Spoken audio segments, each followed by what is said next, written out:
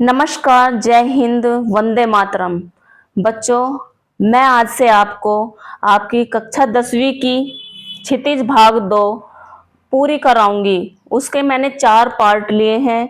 सबसे पहले हम कवि परिचय पढ़ेंगे, फिर पाठ की समरी पढ़ेंगे, फिर हम पाठ की व्याख्या करेंगे और उसके बाद हम उसके पूरे क्वेश्चन आंसर और पूरी उसका मतलब बुक वर्क करेंगे।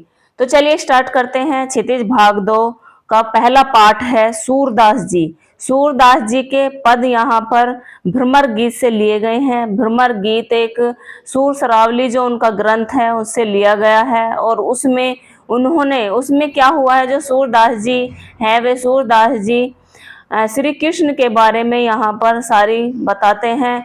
और जो गोपियां होती हैं, गोपियां श्री कृष्ण के विरह की वेदना में वे तड़प रही हैं और उनके मन की यहाँ पर वे व्यथा बताते हैं। और जो उद्धव हैं, उद्धव श्री कृष्ण का शुष्क समाचार लेकर शुष्क शुष्क संदेह लेकर आए हैं और वे उनसे रुष्ट हैं और वे भोरे भोरे के रूप में उन्हें व्यंग कसती हैं। तो सबसे पहले हम स्टार्ट करते हैं कवि परिचय। कवि जो सूरदास जी थे उनका जन्म 1478 ईस्वी में हुआ था। जन्म स्थान है उनका रुनकता। क्या है? रुनकता गांव, रुनकता उनका जन्म स्थान है। और उनके गुरु थे वल्लभाचार्य। उनके गुरु कौन थे? वल्लभाचार्य। प्रसिद्ध कवि, वे अष्टाछाप के प्रसिद्ध कवि थे।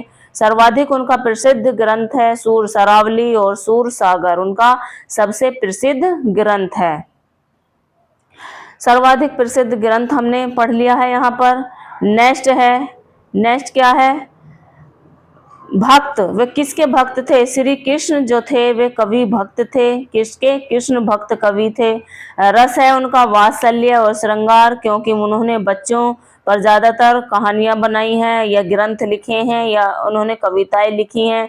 और श्रृंगार रस उन्होंने इसलिए यहाँ पर लिया है, इसमें भ्रमर गीत में श्रृंगार रस बहुत ज्यादा प्रसिद्ध है, क्योंकि यहाँ पर जो गोपियां होती हैं वे विरह की वेदना में हैं और श्री कृष्ण से वे रुष्ट हैं और उद्धव से भी वे रुष्ट हैं। उनकी भाषा है ब्रज भाषा। ब्रज भाषा उनकी इसलिए है क्योंकि मथुरा और आगरा में ब्रज भाषा बोली जाती है, इसलिए उनकी जो भाषा है वह ब्रज भाषा है। और यह जो भ्रमर गीत है, भ्रमर गीत में ही सूरदास के पद हैं, वो सूर सागर से लिया गया है।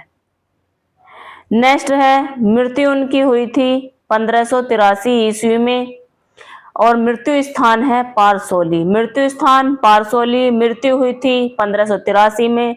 भ्रमर गीत लिया गया है सूर सागर से और भाषा ब्रज रस, श्रृंगार रस और वात्सल्य रस और कृष्ण भक्त कवि थे सूरदास जी। तो अब हम स्टार्ट करेंगे पाठ का सारांश। पाठ का सारांश क्या है? सारांश यहाँ पर हम देख लेते हैं। यहाँ सूर सागर के भ्रमर गीत से 4 पद, ओनली 4 पद यहाँ पर लिए गए हैं। देखिए, क्वेश्चन ऐसा भी पूछा जाता है कि जो क्षितिज भाग 2 है उसमें सूरदास जी के कितने पद लिए गए हैं और किससे लिए गए हैं? तो भ्रमर गीत से लिए गए हैं और 4 पद लिए गए हैं। ठीक है। श्री कृष्ण ने मथुरा जाने के बाद स्वयं ने लौटकर उद्धव के जरिए गोपियों के पास संदेश भेजा था। उद्धव ने निर्गुण ब्रह्म एवं योग का उपदेश देकर गोपियों की विरह वेदना को शांत करने का प्रयास किया। गोपियां ज्ञान मार्ग के बजाय प्रेम मार्ग को पसंद करती थीं। जो गोपियां थी वे ज्ञान मार्ग में कहती हैं कि हमें ऐसा ज्ञान नहीं पढ़ना है, हमारे तो एक ही, हम तो ऐसे हैं जैसे कि गुड़ पर चींटी लिपट जाती है और वो उसी पर वहीं पे मर जाती है। तो यहाँ पर गोपियां कहती हैं कि हमारी तो बस एक ही ज्ञान, हमने तो किताब पढ़ ली है, वो है प्रेम मार्ग की किताब। ठीक है। तो इस कारण उन्हें उद्धव का जो शुष्क संदेश पसंद नहीं आया। तभी वहां एक भोरा आ जाता है, आ पहुंचा। यहीं से भ्रमर गीत का प्रारंभ होता है। भ्रमर गीत इसे क्यों कहते हैं? जो उद्धव थे वो एक समाचार लेकर आए थे और वहां पर जब वो समाचार लेकर आते हैं तो वहां पर एक भोरा आ जाता है और भोरा, इसीलिए इसे भ्रमर गीत कहा जाता है। गोपियों ने भ्रमर के बहाने, गोपियां जो हैं वह भ्रमर मतलब भौरों के बहाने उद्धव पर व्यंग कसती हैं। वे कहती हैं कि व्यंग बाण छोड़े, और पहले पद में उन्होंने गोपियों की शिकायत वाजिब लगती है कि यदि उद्धव कभी स्नेह के धागे में बंधे होते, वह विरह की वेदना को अनुभूत अवश्य कर पाते। वे कहती हैं कि अगर आप स्नेह के कभी धागे में बंधते तो हमारी विरह वेदना को, हमारे मन की बात को जानते। और आप तो कभी विरह, आपने तो कभी किसी से प्रेम किया ही नहीं है, आप इस नदी में आपने पैर तक नहीं डुबोए हैं, तो आपको क्या पता कि विरह जो प्रेम है या जो विरह होता है वो कैसा होता है। तो गोपियों की यह स्वीकृति की मन की अभिलाषाएं मन में ही रह जाती हैं, कृष्ण के प्रति उनके प्रेम की गहराई को अभिव्यक्त करते हैं। तीसरे पद में वह उद्धव की योग साधना को कड़वी ककड़ी जैसा बताकर अपने एक निष्ठ प्रेम में दृढ़ विश्वास रखती हैं।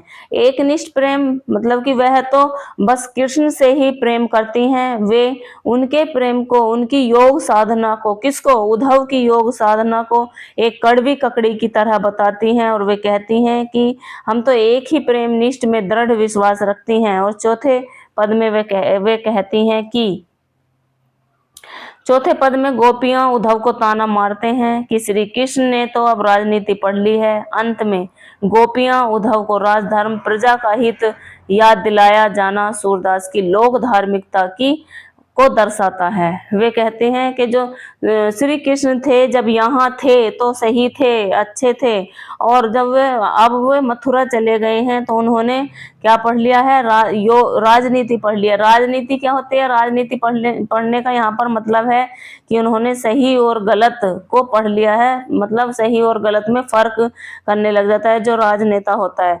राजधर्म जो होता है वह प्रजा का हित याद दिलाया जाता है कि जो राजा का धर्म है वो तो प्रजा का उद्धार करना होता है, लेकिन वे तो हमारी सुनी नहीं रहे, हमारे मन की, ऐसा कैसा उन्होंने राजनीति पढ़ लिया कि हमारे वो मन को नहीं समझ सकते हैं, और हमारी जो वो वेदना है, योग है, वो उसे दूर नहीं कर रहे हैं। तो इस तरह हमने यहाँ पर पाठ का सारांश पढ़ा है बहुत ही अच्छे तरह से, और अब हम इसका नेक्स्ट पार्ट में करेंगे 1 by 1 explanation, line by line. ठीक है, तो चलिए यहाँ पर एक बार और देखते हैं। रस वात्सल्य है, भाषा है श्रृंगार, भ्रमर से यह लिया गया है। सूरसागर से मृत्यु हुई थी सूरदास जी की 1583 ईस्वी में, मृत्यु स्थान है पारसोली। ठीक है, तो अब हमने ये पढ़ा है। नेक्स्ट वीडियो में हम पढ़ेंगे पाठ का line by line explanation. Okay.